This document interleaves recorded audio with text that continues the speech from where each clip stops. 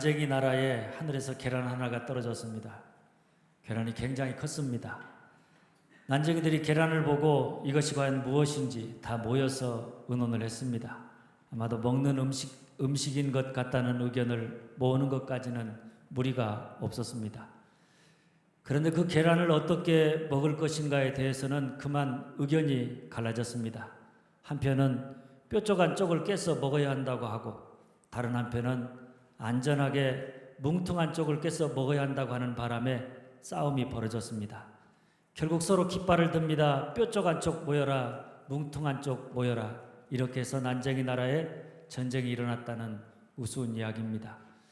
사실 계란이라는 음식이 어떤 방법으로든 우리 몸속에 들어가 양분이 되면 그만입니다.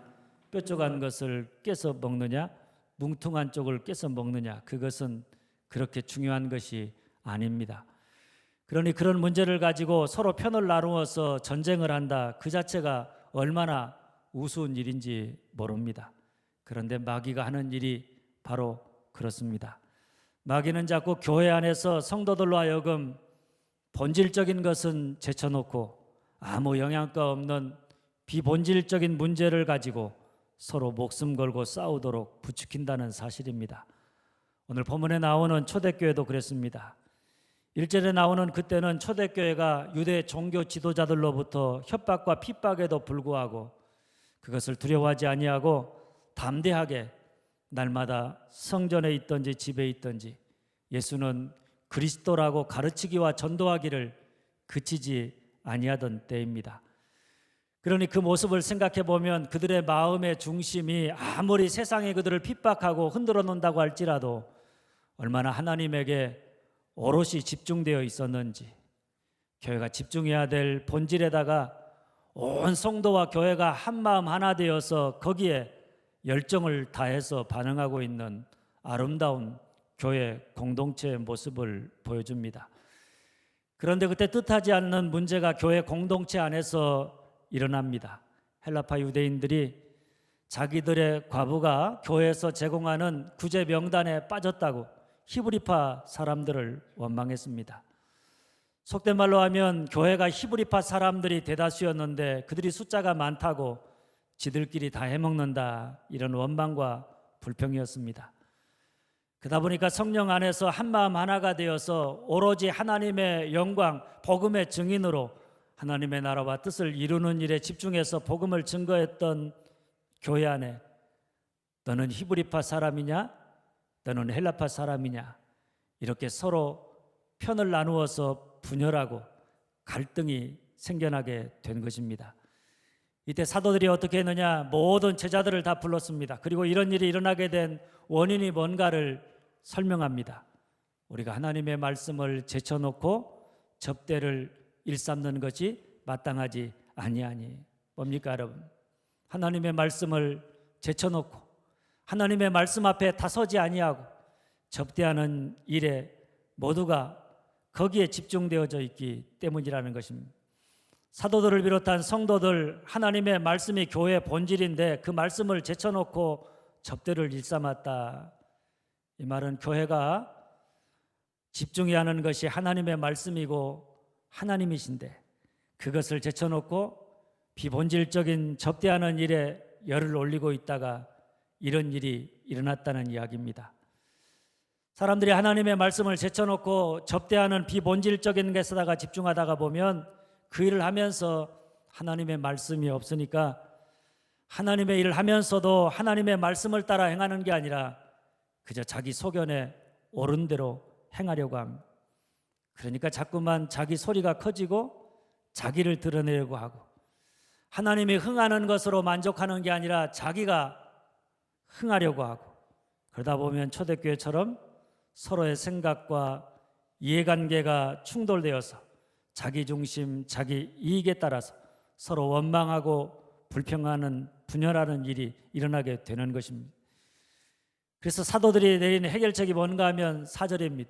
오로지 기도하는 일과 말씀 사역에 힘쓰리라.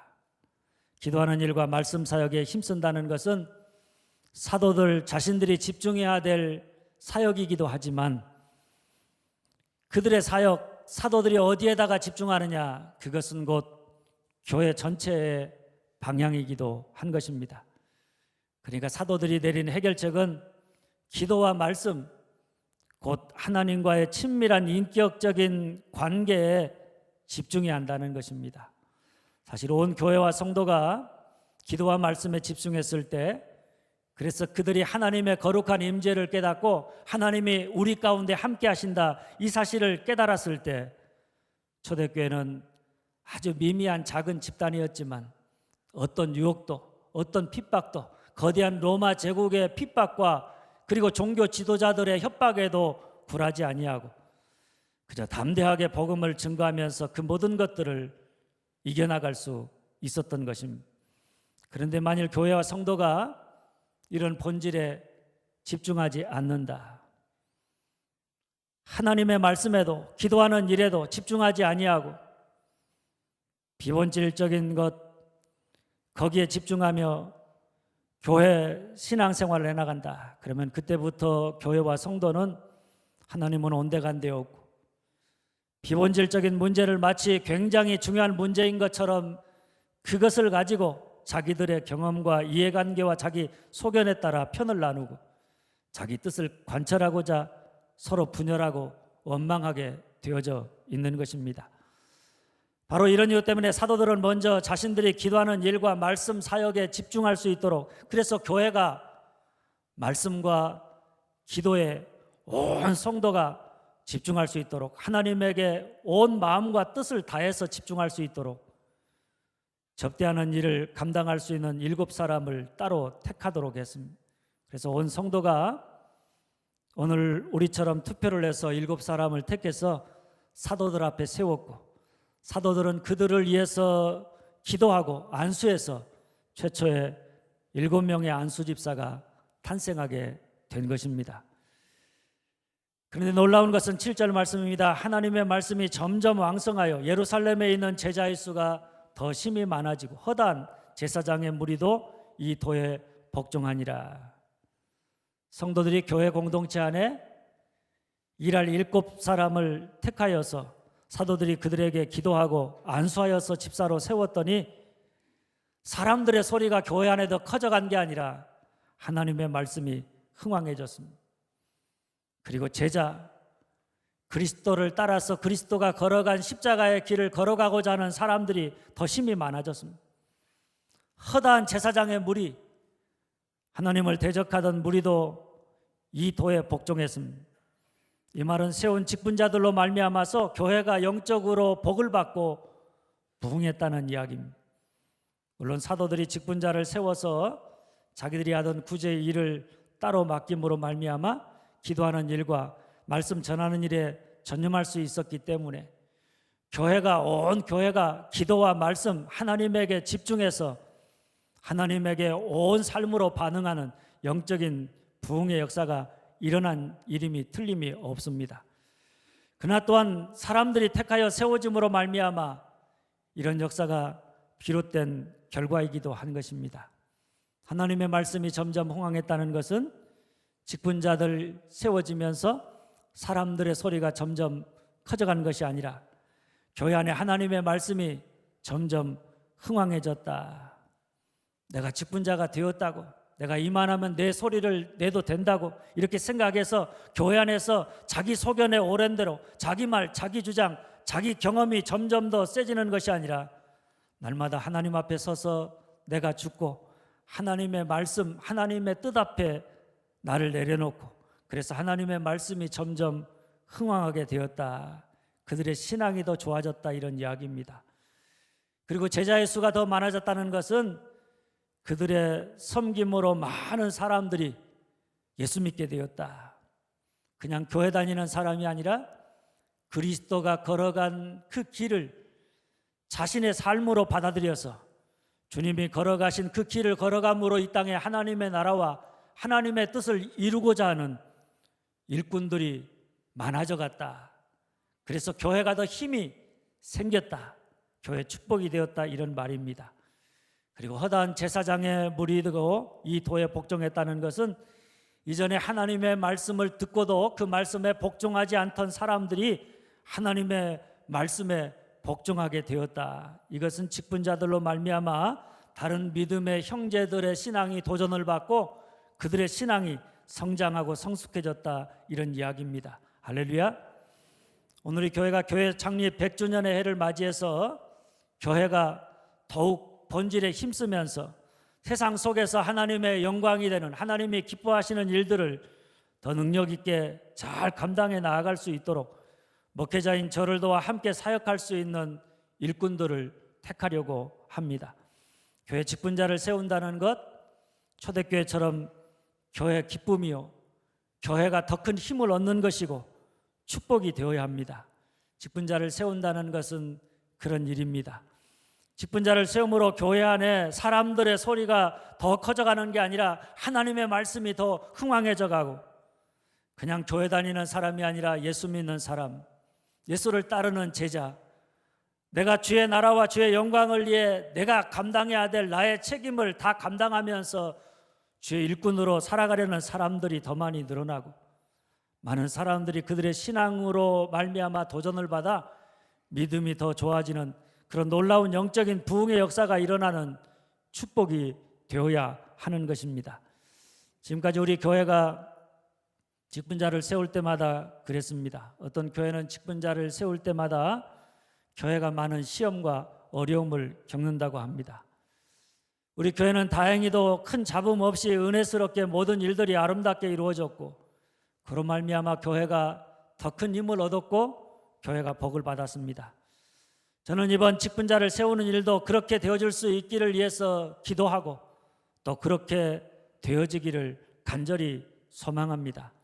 그러면 우리가 어떤 사람을 택해야 되느냐? 첫째, 따라서 합니다. 기도와 말씀에 힘쓴다. 기도와 말씀에 힘쓴다. 4절입니다. 오로지 기도하는 일과 말씀 사역에 힘쓰리라. 이 말씀은 사도들이 목양 사역에 있어서 어떤 일에다가 집중해야 되느냐, 기도와 말씀 사역에 집중해야 한다는 말씀입니다. 그런데 이 말씀은 또 다른 말로, 또 다른 면으로 생각해 보면, 어떤 사람이 일꾼으로 택함을 받아야 목회자와 교회 공동체의 축복이 되느냐, 기도에 힘쓰는 사람, 하나님의 말씀을 늘 듣고자 목말라하는 사람, 그 말씀이 삶의 기준이 되어서 말씀 따라서 순종하며 살아가려고 하는 사람입니다. 기도하지 않는 사람, 말씀을 듣고자 하지 않는 사람, 말씀을 사모하지 않는 사람, 여러분, 그 사람은 자기의 연약함을 모르고 늘 자기가 옳은 줄 알고 자기 소견에 옳은 대로 행하는 교만한 사람입니다. 하나님 없이 하나님의 일을 행하는 사람, 신앙생활하면서 주님의 교회 일을 하면서 기도하지 않는 사람, 하나님의 말씀을 늘 주야로 묵상하지 않는 사람, 그런 사람보다 더 교회 공동체를 위협하는 사람은 없는 것입니다. 사실 우리는 다 부족한 사람들입니다. 하나님의 일꾼으로 쓰임받는다, 그럴 만한 자격이 내게 있는가? 다 자격이 없는 사람들입니다. 인격적으로도 얼마나 부족한 사람들이고 우리의 믿음도 얼마나 부족한 사람들인지 모릅니다. 이렇게 보면 이런 면이 뭐가 나 있고 저렇게 보면 저런 면이 부족합니다. 그러나 그럼에도 불구하고 그런 우리가 부족하고 연약하고 모난 면이 많이 있지만은 늘 하나님 앞에 나아가 기도하기를 힘쓴다. 하나님 말씀을 늘 듣고자 하고 그 말씀 앞에 나를 세워서 하나님 말씀이 내 삶의 기준이 되어서 말씀 따라서 순종하며 살아가려고 한다.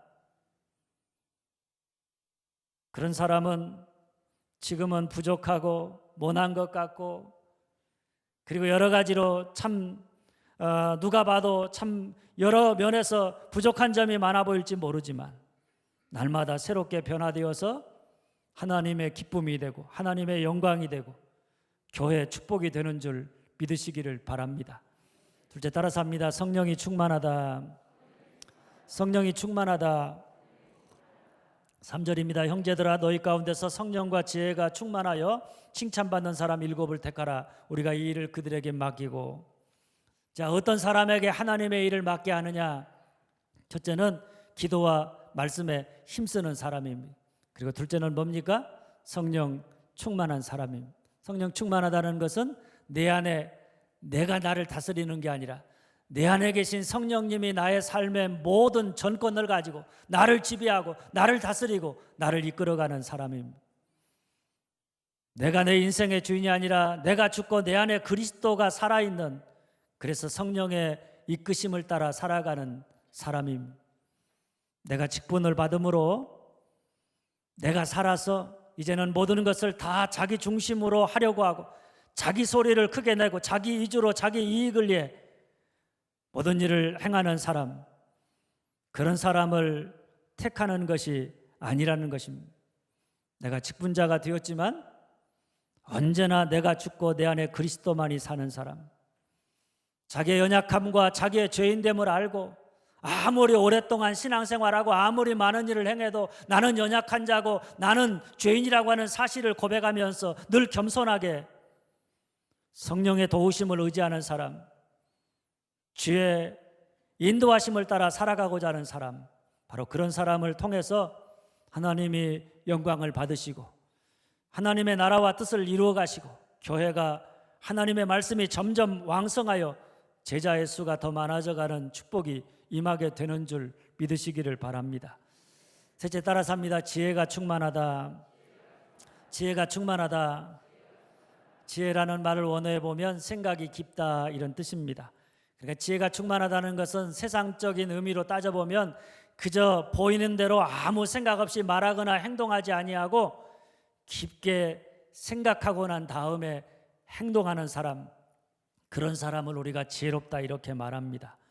바울은 에베소서 5장 15절 17절에 이렇게 말합니다. 그런즉 너희가 어떻게 행할지를 자세히 주의하여 지혜 없는 자같이 하지 말고 오직 지혜 있는 자같이 하여, 그러므로 어리석은 자가 되지 말고 오직 주의 뜻이 무엇인가 이해하라. 지혜 있다는 것은 그냥 아무 생각 없이 생각나는 대로 눈에 보이는 대로 말하고 행동하는 것이 아니라 어떻게 행할지 자세히 주의하여 행동하는 것입니다. 그리고 그것 가운데 그 기준이 뭐냐? 내가 이렇게 행하는 것, 이렇게 말하는 것이 결국에 하나님의 뜻인가, 하나님이 기뻐하시는 일인가, 교회의 덕이 되는가, 그것을 주의해서 생각하고 행동하는 사람, 바로 그런 사람이 지혜로운 사람입니다. 다윗의 삶을 기록하고 있는 역대기의 성경을 보면 다윗의 행동의 특징을 이렇게 설명합니다. 한번 따라서 합니다. 여호와께 여쭈어 이르되, 여호와께 여쭈어 이르되.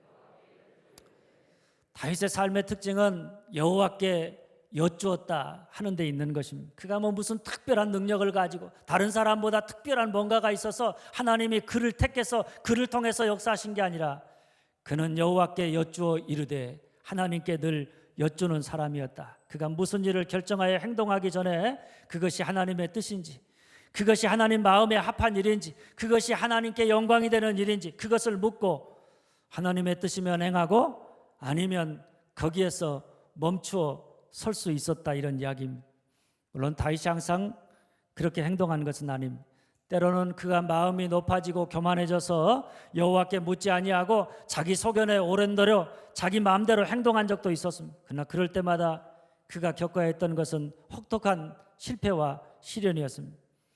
다윗의 삶을 보면 그가 하나님께 묻고 일을 시작했을 때는 그 일이 아무리 어렵고 힘들고 복잡한 일도 하나님의 함께 하심으로 다윗이 다 이겨나갈 수 있었습니다. 극복할 수 있었습니다. 형통케 되었습니다. 할렐루야. 그러나 그가 하나님께 묻지 아니하고 마음이 높아져서 자기 소견에 오른 대로 자기 생각대로 자기 마음대로 행동했을 때 아무것도 아니고 옛날에 다 했던 일이고 쉬워 보이는 일들도 그가 피하고 넘어질 수밖에 없었음을 아주 분명하게 보여줍니다. 그러므로 어떤 사람을 택해야 그 사람이 교회에 축복이 되느냐? 지혜로운 사람, 늘 하나님 앞에 나아가 묻고 하나님의 뜻을 따라서 하나님의 말씀이 기준이 되어서 행동하는 사람, 그런 사람에게 일을 맡기면 하나님께 영광이 되고 교회가 축복이 되는 줄 믿으시기를 바랍니다. 그리고 넷째, 따라서 합니다. 칭찬 듣는 사람이다. 칭찬 듣는 사람이다. 네 번째 선택의 기준은 칭찬 듣는 사람입니다. 우리가 성령과 지혜가 충만하다 그러면 그런 사람은 하나님에게만 인정받는 게 아니라 사람들에게도 칭찬을 받게 되어져 있습니다. 특별히 세상 속에서 세상 사람들로부터 칭찬받는 사람입니다. 사람들이 어떤 사람을 좋아하고 인정하느냐? 마음이 높아져서 자기 소견에 옳은 대로 자기 뜻대로 행하는 사람 별로 좋아하지 않습니다.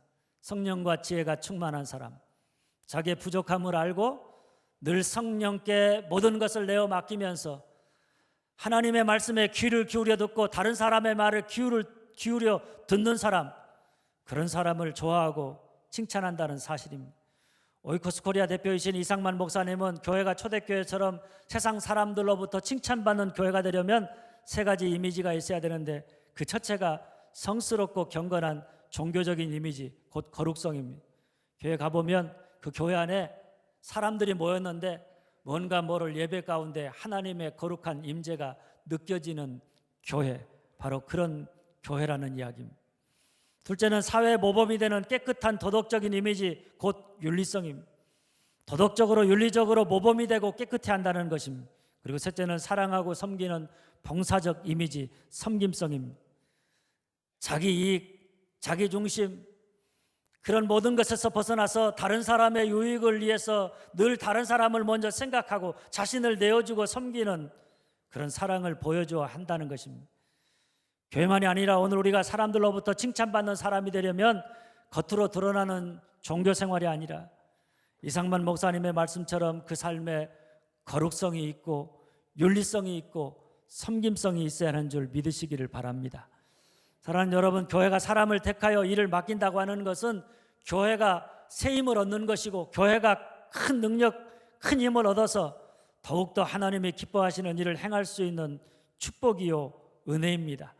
그러면 우리가 어떤 사람을 택해야 되느냐 한번 따라서 합니다. 기도와 말씀에 힘쓴다, 성령이 충만하다, 지혜가 충만하다, 칭찬받는 사람이다. 바라기는 오늘 우리 교회가 이런 사람을 택하여서 직분자로 세움으로 교회가 초대교회처럼 더욱더 하나님의 말씀이 흥왕하고 많은 사람들이 제자가 되고 그리고 세상 많은 사람들이 그들의 도전을 받아서 그 믿음이 성장해 나가는 영적으로 부흥하는 귀한 역사가 있어지기를 주님의 이름으로 축원합니다. 기도하겠습니다.